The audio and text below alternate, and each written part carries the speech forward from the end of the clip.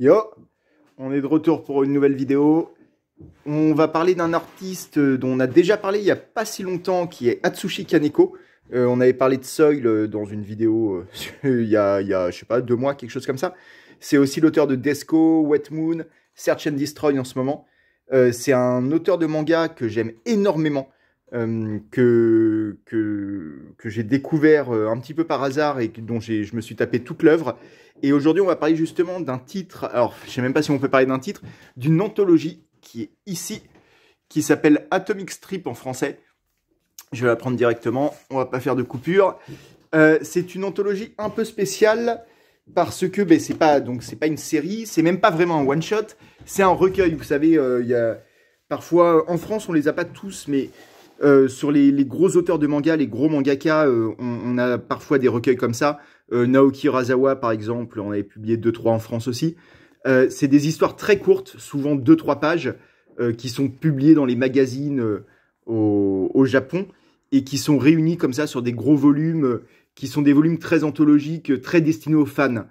C'est un peu dur, c'est pas toujours le meilleur moyen de découvrir un auteur, parce que c'est souvent des espèces de petits bonus, de petits trucs pour les fans du dessin, de l'écriture de tel ou tel auteur, quoi.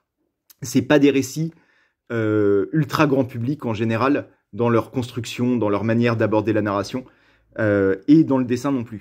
Atsushi Kaneko, celui-là, donc Atomic Strip, est sorti en France en 2015-2016, quelque chose comme ça, je vais vous dire ça. 2018 en France, au Japon il était sorti en 2016, mais en fait, enfin c'est plus compliqué que ça. En 2016 est sorti au Japon un recueil qui contenait absolument tout ça, qui s'appelait Comic, avec un point d'interrogation, et qui lui-même reprenait déjà un précédent recueil d'Atsushi Kaneko qui s'appelait Atomic, avec un point d'interrogation. Ce point d'interrogation est très important, parce que Comic, point d'interrogation, il y a quand même ce truc que Atsushi Kaneko, comme on l'avait dit dans ma vidéo sur Soil, est un artiste, un mangaka qui est très inspiré par le comic américain, les comic books, notamment indépendants. Il a souvent été comparé à l'auteur de Black Hole, Charles Burns. C'est pas innocent, et c'est marrant qu'il ait donné lui-même comme titre à son recueil Comic pour interrogation, comme s'il voulait se démarquer du manga, comme s'il voulait dire c'est pas tout à fait du manga que je fais, est-ce que c'est du comics, à vous d'en décider. Vous voyez, graphiquement, il y a plein de trucs dans ce recueil. Alors, c'est un recueil noir et blanc avec du orange. C'est la seule couleur qu'il y a dans certains des récits, dont celui-là qui est très particulier, où il a donné une espèce d'effet 3D, comme ça, en décalant 2 couches de l'image, une couche en noir, une couche en orange. Ça donne un effet un peu flou, qui fait un peu mal aux yeux, c'est volontairement, mais vous voyez ce que je veux dire. Il y a des récits, les récits sont toujours très courts, souvent un peu absurdes. Ça sert à rien, je vais pas vous résumer l'histoire, il y a pas d'histoire de toute façon. Je sais plus combien il y a de récits. Ah oui, il y a un récit en couleur, effectivement. Hop, sur la fin. Vous voyez, le graphisme, alors on reconnaît que c'est du manga sur certains traits, mais on est quand même sur un truc très hybride, très influencé américain, avec des trames comme ça qui font très comics vintage aussi. Même les looks, vous voyez, ils s'inspirent quand même d'autres choses que de la seule culture japonaise. L'objet est super beau. Là, je sais pas si vous voyez, mais c'est un gros livre. C'est pas du tout format manga, c'est plus format comics, justement. Il est très large, très lourd. On est sur du 300-400 pages, quelque chose comme ça. C'est très dur à dire. Je n'en sais rien. Je vous cherche un sommaire. J'ai évidemment rien préparé. Vous commencez à connaître mes vidéos si vous êtes là. En fait, je dis, ouais, on doit être sur du 300 pages, quelque chose comme ça. Il y a toute une série qui s'appelle Tattoo Girl au début, qui sont des histoires très courtes qui paraissaient au Japon dans un magazine généraliste, pas un magazine de manga, et où c'est des histoires centrées autour du tatouage. Vous voyez, c'est un peu onirique, comme ça, souvent avec très peu de texte, et où ça va être une métaphore ou une mise en scène un peu étrange qui ramène à un tatouage, le tatouage d'une fille en général. Voilà, il y a toute une série là-dessus, c'est par ça que s'ouvre le recueil, et tout est ultra intéressant. C'est pas des histoires passionnantes, c'est pas des grandes sagas où les personnages vous restez en tête ou je sais pas quoi, mais par contre c'est des histoires, c'est des petites tranches de vie la plupart du temps, un peu malsaines, un peu. Atsushi Kaneko aime bien les personnages borderline, un peu qui évoluent en marge de la société, qui sont pas très recommandables, on va dire. Pas forcément méchants, ça dépend des cas, mais souvent plutôt ouais, des marginaux. Il aime bien parler des marginaux, des gens qui vivent en dehors des clous. Et celle-là, elle est très très cool aussi. C'est un très bon exemple d'ailleurs des personnages typiques de Atsushi Kaneko, sur deux gamins qui se retrouvent avec un cadavre sur les bras, le tout sur fond de centrale nucléaire au loin dans la ville. Et ça part dans tous les sens. Et surtout, comme vous voyez depuis tout à l'heure, quand je tourne les pages, ce recueil est vachement intéressant pour le graphisme, en fait. Pour l'art graphique de Kaneko, pour son trait, pour son jeu avec les couleurs, son jeu de mise en scène, de cadrage. Vous voyez, des cases comme ça qui se retrouvent dans le mauvais sens, si je puis dire, celle-là, qui devrait être à la verticale. Des plans comme ça, c'est assez classe aussi. On est sur un grand dessinateur qui là, laisse tout exploser, laisse exploser tout son talent en dehors de toute contrainte narrative. Vous voyez des pages comme ça, qui font très poster punk un peu. Comme là, il n'a pas une contrainte d'être une série manga publiée un peu traditionnellement dans un magazine où il faut livrer 20 pages par semaine. Voilà. Là, on est sur des trucs purement expérimentaux, où il se fait plaisir, où il tente des choses qu'il n'aurait pas pu tenter dans un truc un peu plus mainstream. Des gros plans sur des œufs, par exemple. Là, c'est un œuf. Vous voyez, là, c'est une simple histoire. Là, ça compte comme une histoire de 2 pages. Quelqu'un qui casse un œuf et gros plan sur l'œuf. C'est tout. Et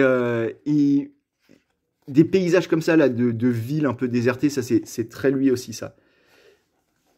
Et donc, ouais, c'est un truc, je ne peux pas le conseiller, je peux pas le conseiller au grand public. Après, je pense que si vous aimez les mangas grand public, en réalité, vous n'êtes pas en train de regarder ma chaîne.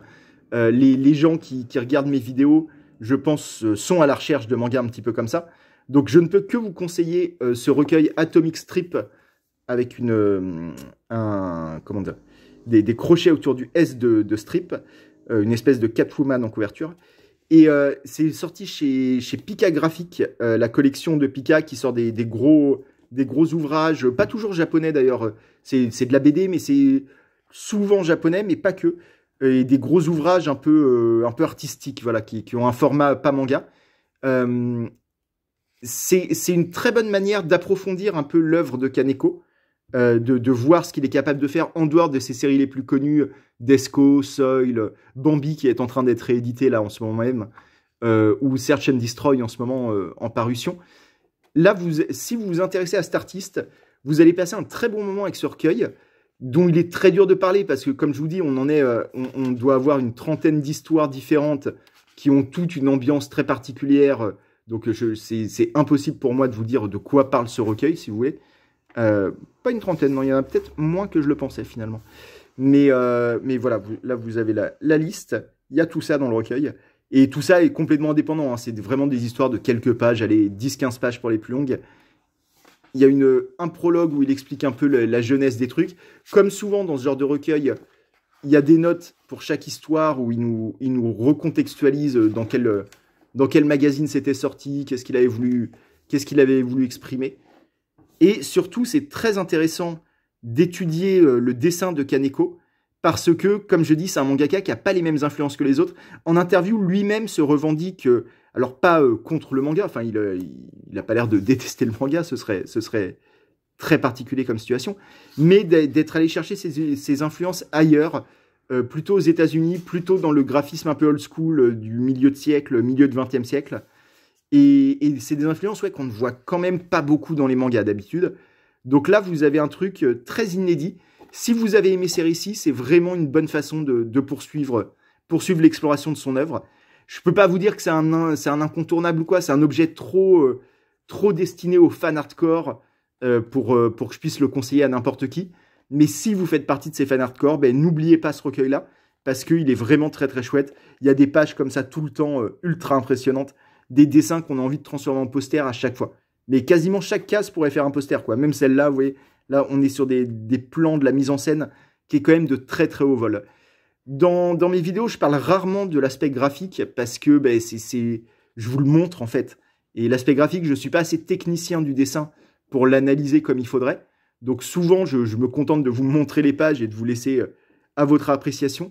Mais c'est vrai que Kaneko me paraît mériter méritait un petit mot là-dessus quand même. Donc voilà, c'est un peu pour ça que je voulais revenir sur lui et via ce recueil de Atomic Strip avec vraiment une très belle couverture, je trouve, très très remarquable en magasin. Et ouais, si justement vous c'est l'aspect graphique qui vous intéresse chez lui, là c'est l'ouvrage à avoir absolument. En plus de peut-être Desco qui est aussi sa série la plus impressionnante graphiquement. Voilà. Donc c'était une petite vidéo sur celui-là. Il n'y a pas grand-chose à en dire. C'était surtout à montrer. Vraiment, je voulais vous montrer les pages, vous montrer ses expérimentations, son jeu avec le orange, c'est son style de dessin très poster comme ça. C'est fait. On a reparlé de Kaneko. Peut-être qu'un jour on reparlera d'une autre de ses séries. Là, c'était vraiment une vidéo un petit peu à part. Pareil, hein, comme je vous disais, en recueil, si je puis dire, recueil de nouvelles. Urasawa en a fait 2-3. Là, il y a eu les histoires courtes d'Urasawa. Il avait sorti Hachum aussi très récemment. Pareil, qui est très cool. Qu'est-ce qu'il y a eu? Il y a eu Inyo Asano a sorti Errance. Il n'y a pas très longtemps. Non, Errance, je dis n'importe quoi. C'est l'anthologie, pardon. Errance, c'est un one-shot plus classique. Enfin, c'est un one-shot, quoi. Inyo Asano a sorti l'anthologie de ses histoires courtes. Voilà, c'est un truc qui se fait pas mal. Keigo Shinzo à Holiday Junction, pardon, tu vas prononcer, qui est très très cool. Peut-être qu'on en parlera un jour. On va reparler de Keigo Shinzo, dont on avait parlé très récemment avec Mauvaise Herbe. On en reparlera bientôt. Voilà, c'est un truc. On avait déjà parlé d'ailleurs d'une autre anthologie, You've Got a Love Song, de Akane Torikai. Peut-être qu'on reparlera d'anthologie. C'est un peu dur d'en parler parce que comme c'est des histoires séparées, je ne peux pas vous faire un résumé et vous donner un avis global. Chaque petite histoire du recueil vaut en elle-même quelque chose de différent de la suivante. Mais voilà, je voulais au moins mentionner cette Atomic Strip qui m'a vraiment beaucoup plu. Je vous laisse là-dessus. Je vous dis à bientôt et merci. Si vous êtes fan d'Atsushi Kaneko, vraiment ne passez pas à côté. Merci, à plus.